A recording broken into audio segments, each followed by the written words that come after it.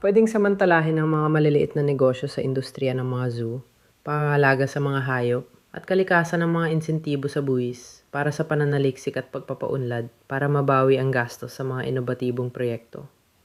Kasama na rito ang pagdidisenyo ng mga tirahan ng hayop, pangangalaga sa mga uri ng hayop, o mga bagong tuklas sa medisina para sa mga hayop.